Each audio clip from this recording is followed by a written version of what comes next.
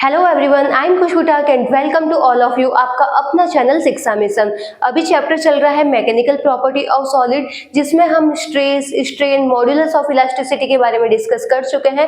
Previous lecture में हमने discuss किए थे कुछ न्यूमेरिकल क्वेश्चन। अब आज हम और कुछ न्यूमेरिकल क्वेश्चन को सॉल्व करते हैं। तो स्टार्ट करते हैं क्लास को। A very good morning to all of you. आज की क्लास का न्यूमेरिकल क्वेश्चन बेस है जेईई एडवांस 2013 का।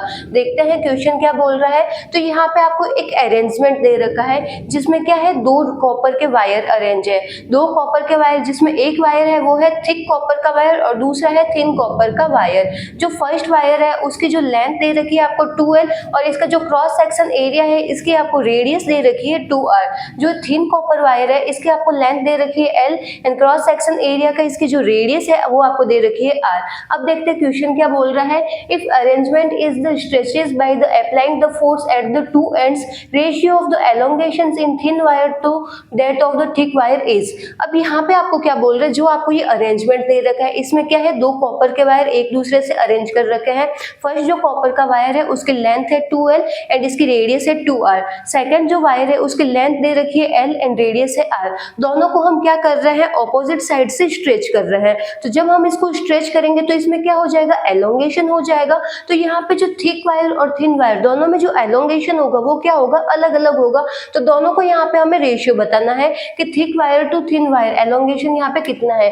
Elongation in thin wire to that of the thick wire, thin to thick. इसमें आपको यहाँ पे क्या निकालना है, एलोंगेशन निकालना है। एलोंगेशन मतलब change in length, change in dimension. इसकी जो फोर्स लगाने पे इसकी डायमेंशन कैसे चेंज होगी।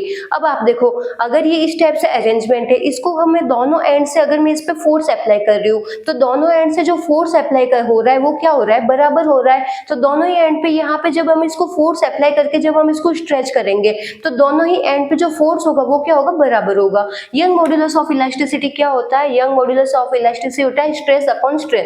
स्ट्रेस का फॉर्मूला क्या मिलता है, F अपॉन A। स्ट्रेन क्या होता है, change in dimension upon original dimension. तो चेंज इन डायमेंशन कितनी होगी, डेल L, ओरिजिनल डायमेंशन कितनी है L। तो यहाँ से हम निकाल सकते हैं चेंज इन डायमेंशन का फॉर्मूला। डेल L यहाँ से आपको क्या मिल जाएगा, डेल L हो जाएगा F into L y upon A। तो ये आपके पास में आ गया चेंज इन डायमेंशन। तो चेंज इन डायमेंशन किस किस पे डिपेंड कर रहा है, फोर्स पे, लेंथ पे, Young modulus of elasticity and area, इन पे डिपेंड कर रहा है। अब आपको यहाँ पे एक कंडीशन दे रखी है कि दोनों ही एंड से आप इस पे फोर्स लगा के इसको खींच रहे हो। तो दोनों ही एंड से जब आप इसको फोर्स लगा के यहाँ पे इसको स्ट्रेच करोगे, इसको जब खींचोगे तो दोनों ही एंड पे जो फोर्स लग रहा है वो भी क्या है, इक्वल है। तो दोनों एंड पे जो फोर्स लग रहा है वो इक्वल है। अब ये देखते हैं दोनों ही जो वायर है किसके बने हैं, कॉपर के बने है। तो सेम मटेरियल के अगर वायर बने हैं तो उनका जो मॉड्यूलस ऑफ इलास्टिसिटी होगा वो क्या होगा, इक्वल होगा। तो जो Young modulus of elasticity thick wire का होगा वो young modulus of elasticity thin wire का होगा।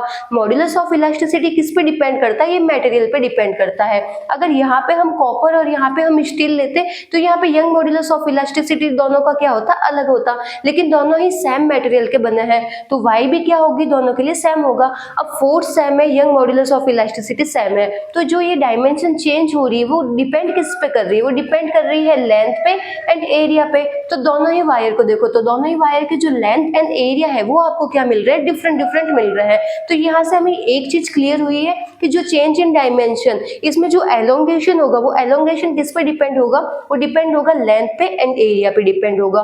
वो force and young modulus of elasticity पे डिपेंड नहीं होगा। क्यों नहीं होगा ये भी हम डिस्कस कर चुके हैं। अब यहाँ पे देखते हैं, इसमें हम अप्लाई कर देते हैं डेल L। पहले हम किसके लिए निकालते हैं, थिन वायर के लिए डेल L, फिर हम किसके लिए निकालते हैं, थिक वायर के लिए। डिपेंड किस पे डिपेंड कर रहा है, L। तो पहले आप देखो थिन वायर है, इसकी लेंथ आपको कितनी दे रखी है, L। इसका एरिया कितना हो जाएगा, एरिया क्या हो जाएगा, cross section area pi r square हो जाएगा।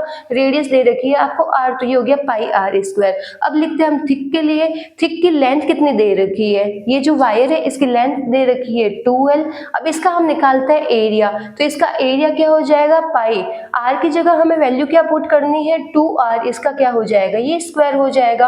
तो यहाँ से आप देखो L upon pi r square into pi, 2 का स्क्वायर 4 और ये हो गया आर स्क्वायर अपॉन 2l।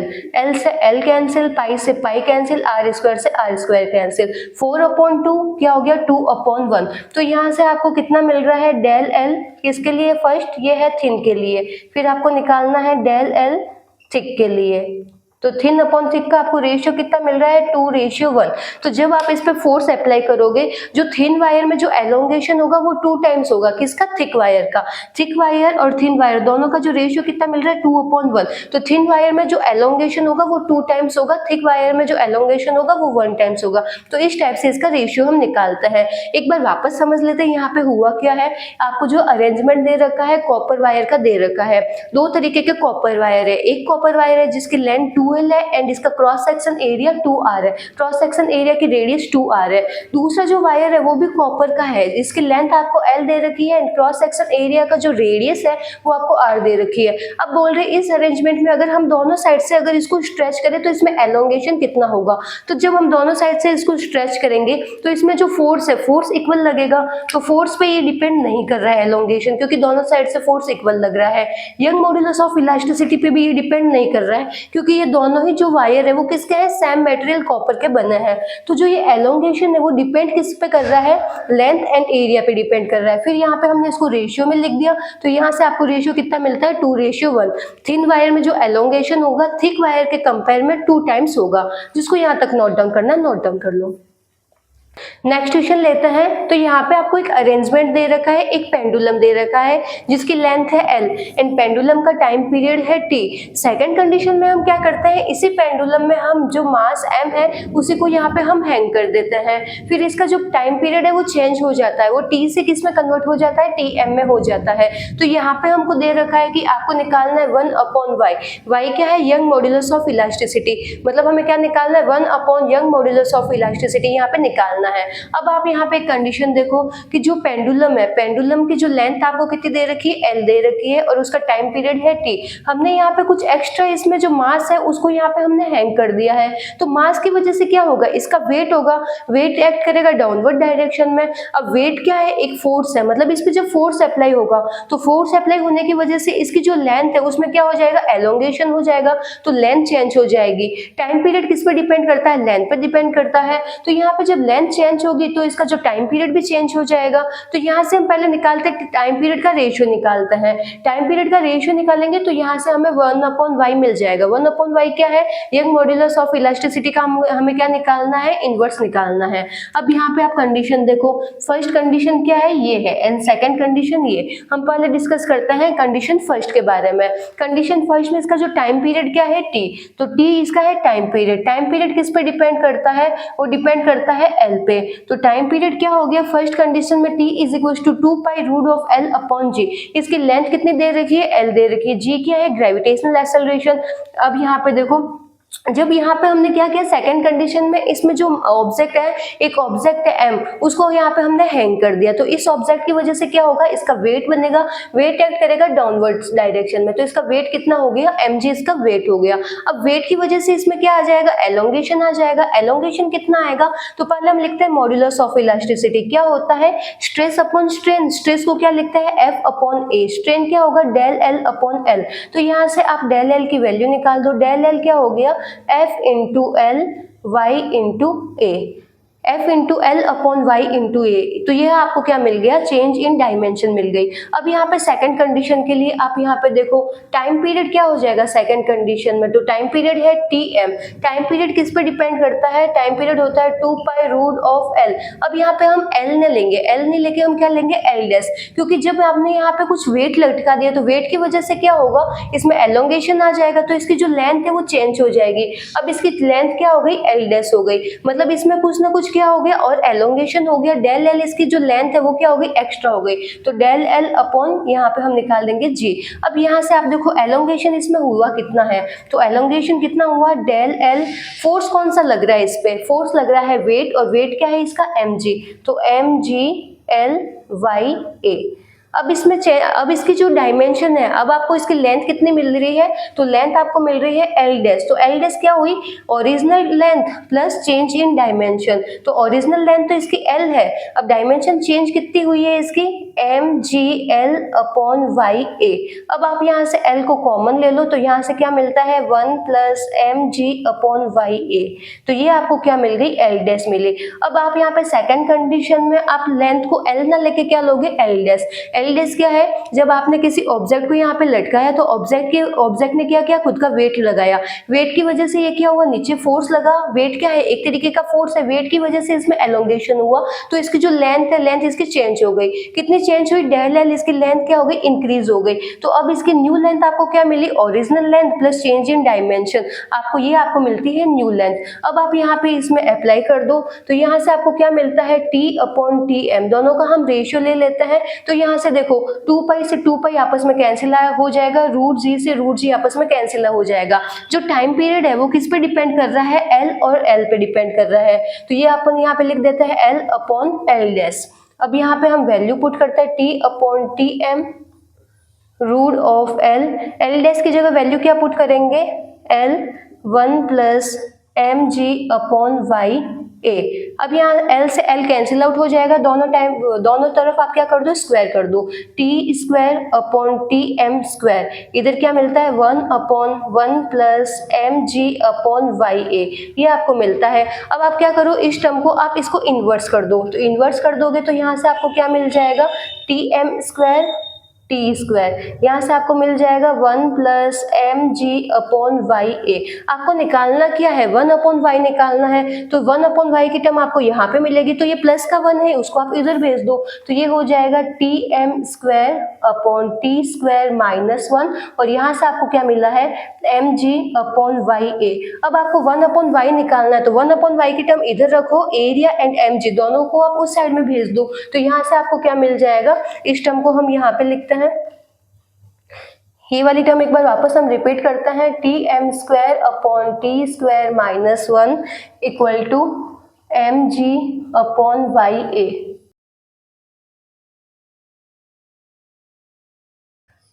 तो यहाँ ये वाली टर्म को हमने वापस ऊपर लिखा है, क्या हुआ ये, Tm²/T² -1 = mg/YA। आपको यहाँ पे निकालना क्या है, 1/y यहाँ पे आपको निकालना है। तो 1/y की टर्म आपने इधर रखी, एरिया यहाँ पे डिवाइड में है, उधर जाएगा तो मल्टीप्लाई में आ जाएगा, mg यहाँ पे ऊपर है तो ये आ जाएगा डिवाइड में आ जाएगा। तो A/mg Tm²/T² -1। तो इस टाइप से हमने क्या निकाल दिया, modulus of elasticity, young modulus of elasticity का इनवर्स निकाला है। तो यहाँ पे हमने किया है, यहाँ पे हमने सीधा कॉन्सेप्ट लगाया है। अब आपको यहाँ पे क्वेश्चन क्या बोल रहे हैं, एक पेंडुलम है जिसकी लेंथ है L और टाइम पीरियड है T। फिर हमने क्या किया, एक ऑब्जेक्ट को यहाँ पे हमने हैंग कर दिया, और उस ऑब्जेक्ट की वजह से क्या होगा, इसका वेट होगा। वेट एक तरीके का फोर्स है, फोर्स लग गया तो फोर्स की वजह से इसकी जो डायमेंशन है वो चेंज हो जाएगी। अब इसकी लेंथ L ना होकर क्या हो जाएगी, L डैश हो जाएगी। टाइम पीरियड क्या होता है, 2π√L/g। तो इसके लिए फर्स्ट कंडीशन के लिए टाइम पीरियड आपको ये मिलता है। सेकंड कंडीशन के लिए Tm = 2π√L ना लेके हम क्या लेंगे, L डैश g लेंगे।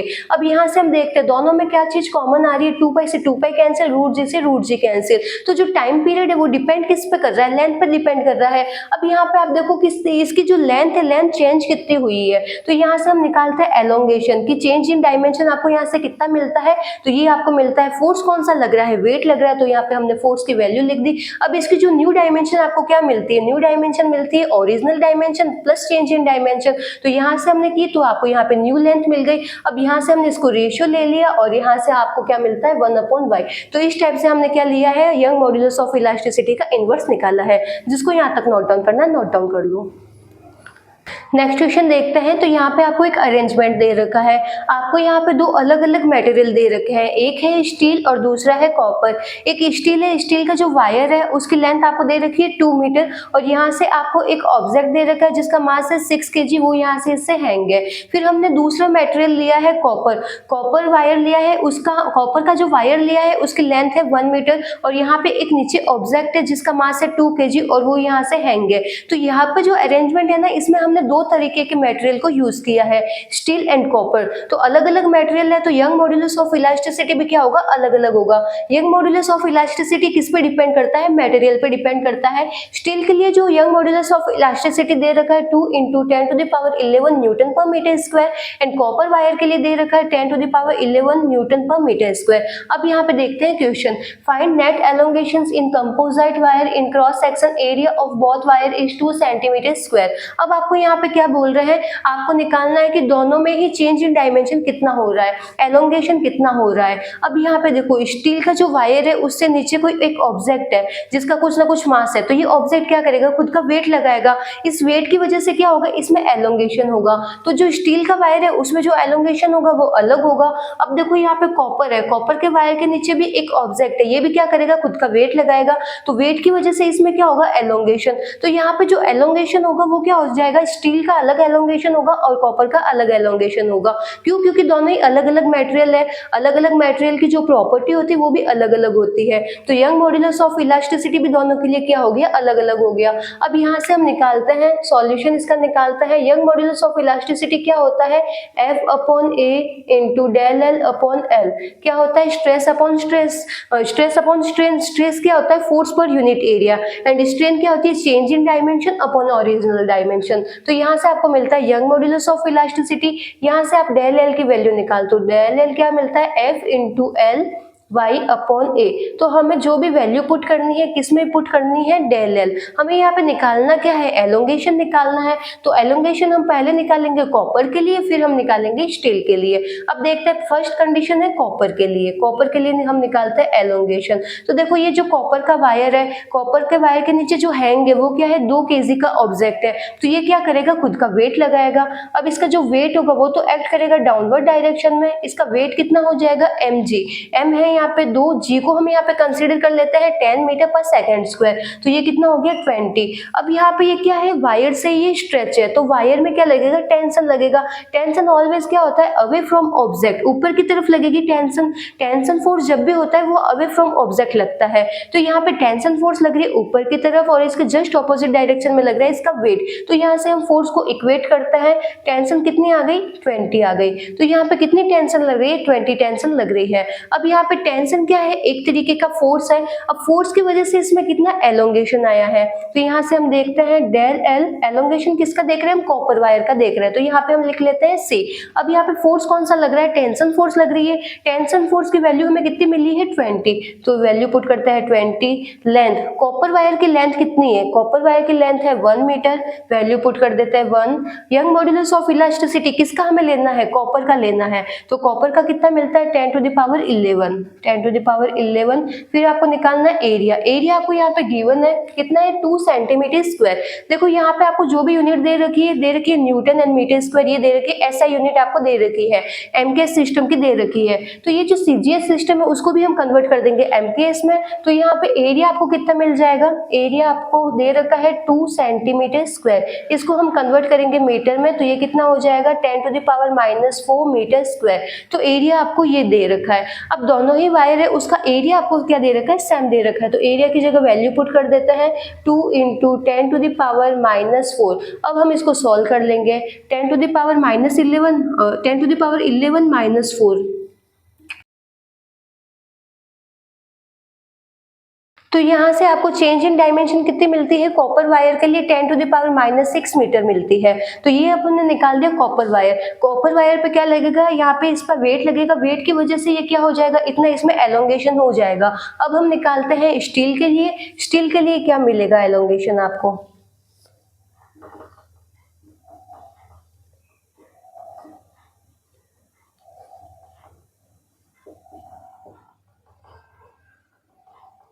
अब यहाँ पे देखो स्टील, स्टील यहाँ पे कितना इस पे फोर्स एक्ट करेगा।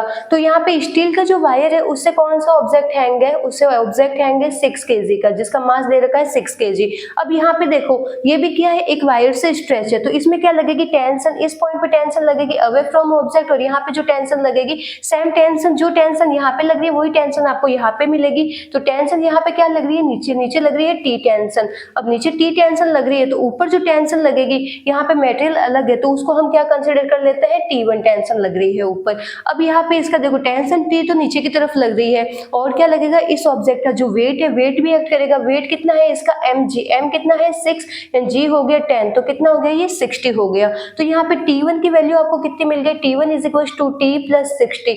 T आपको कितना मिलता है, 20 मिलता है, तो वैल्यू पुट कर दो, क्या हो गया 20 प्लस 60, तो क्या हो गया T1 इज इक्वल टू हो गया 80। तो यहाँ पे कितनी टेंशन फोर्स लग रही है, टेंशन फोर्स यहाँ पे लग रही रही है 80। T1 कितना मिल रहा है, स्टील का जो वायर है उसमें टेंशन लग रही है 80 न्यूटन, यहाँ पे टेंशन यहाँ पे लग रही है। टेंशन फोर्स है, फोर्स की यूनिट क्या होती है, न्यूटन, तो यहाँ पे हम इसको न्यूटन में लिखेंगे। अब इसको हम एक तरीके से और समझ सकते हैं, जो भी जो एलोंगेशन होता है, एलोंगेशन किस वजह से होता है कि जो वायर है, वायर के नीचे कितना वेट उसको अपनी तरह वेट उसको उस पर फोर्स लगा रहा है, उसके नीचे कितना वेट है। तो यहाँ पे देखो 6 kg है, 6 kg का वेट तो है ही है, साथ में इसमें क्या है 2 kg भी है, तो 2 kg का वेट भी नीचे की तरफ लग रहा है, 6 kg भी नीचे की तरफ लग रहा है। तो इस ऑब्जेक्ट के नीचे जो एलोंगेशन होगा, इस वायर में जो एलोंगेशन होगा वो इसकी वजह से भी होगा, इसकी वजह से भी होगा। लेकिन ये जो ऑब्जेक्ट है इसमें जो एलोंगेशन होगा, ये जो वायर है इसमें सिर्फ इसकी वजह से होगा, क्योंकि ये जो वेट है वो तो क्या है ऊपर की तरफ है, ये ऑब्जेक्ट इसके ऊपर की तरफ है, तो इसमें जो एलोंगेशन होगा वो सिर्फ इसकी वजह से होगा। जबकि जो ये वायर है इसमें एलोंगेशन इसकी वजह से भी होगा और इसकी वजह से भी होगा। तो यहाँ से हमने निकाल दिया T1 टेंशन कितनी हो गई, T1 टेंशन आ गई यहाँ पे 80 न्यूटन। अब यहाँ से हम एलोंगेशन निकाल देते हैं। एलोंगेशन कितना हो गया F, फोर्स कितना लग रहा है यहाँ पे 80 न्यूटन, लेंथ कितनी दे रखी है, लेंथ है यहाँ पे 2, Y Young modulus of elasticity कितना है 10 to the power 11, and area कितना है, एरिया है 2 इंटू 10 टू द पावर -4, 2 से यहाँ पे 2 कैंसिल, तो यहाँ पे हम इसको सॉल्व कर लेंगे।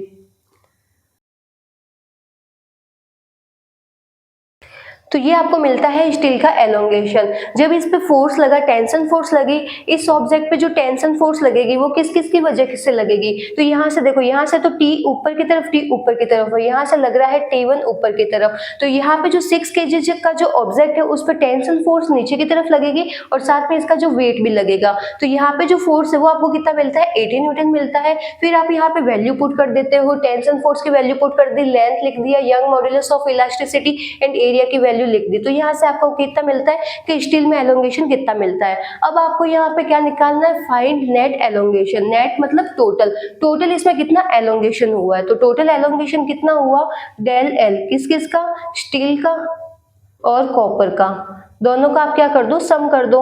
कॉपर का आपको कितना मिलता है 10 to the power -6 plus steel का कितना मिलता है 4 इंटू 10 टू द पावर -6, तो ये टोटल कितना हो गया 5 into 10 to the power -6 metre. तो यहाँ पे जो नेट एलोंगेशन आपको कितना मिला है 5 into 10 to the power -6 metre मिला है। यहाँ पे हमने क्या किया है, दो अलग अलग आपको मेटेरियल दे रखे हैं, उनके वायर दे रखे हैं, कॉपर और स्टील का, तो दोनों में जो एलोंगेशन होगा वो अलग अलग होगा। एलोंगेशन किस पे डिपेंड करता है, एलोंगेशन डिपेंड करता है कि उस पे फोर्स कितना लग रहा है, लेंथ कितनी है, यंग मॉड्यूलस कितना है एंड एरिया कितना है। आपको मटेरियल अलग अलग दे रखे हैं तो उनका जो यंग मॉड्यूलस ऑफ इलास्टिसिटी होगा वो भी अलग अलग होगा। फर्स्ट के लिए यहाँ पे हमने कैलकुलेट कर दिया कि इस पे कितना फोर्स है, तो जो फर्स्ट ऑब्जेक्ट है ये है 2 kg। अब एलोंगेशन क्या होगा, इस वायर में जो एलोंगेशन होगा वो डिपेंड करेगा कि इस वायर के नीचे कितना वेट लग रहा है, तो इस वायर के नीचे सिर्फ इतना वेट लग रहा है, तो ये यहाँ पे जो टेंशन फोर्स हो जाएगी किसके बराबर हो जाएगी, वेट के बराबर हो जाएगी, तो यहाँ से हमने एलोंगेशन निकाल दिया। अब जो ये सेकंड वायर है स्टील का, ये डिपेंड करता है कि इसमें जो एलोंगेशन होगा कि इसके नीचे कितना वेट लग रहा है, तो इसमें किस किस का वेट लग रहा है, इसका वेट लग रहा है और इसका वेट लग रहा है, तो यहाँ से हमने कैलकुलेट किया कि इसमें कितनी टेंशन आ रही है, तो इसमें टेंशन आ गई, ये दोनों ऑब्जेक्ट के वेट को हमने क्या कर दिया, यहाँ पे ऐड कर दिया। तो इस टाइप से यहाँ पे हमने फोर्स देख लिया, इसमें एलोंगेशन देख लिया। अब नेट एलोंगेशन के लिए हमने क्या किया, कॉपर प्लस स्टील दोनों को ऐड कर दिया, तो नेट एलोंगेशन आ गया। जिसको यहाँ तक नोट डाउन करना नोट डाउन कर लो, एंड नेक्स्ट क्वेश्चन हम करेंगे नेक्स्ट लेक्चर में। Thank you.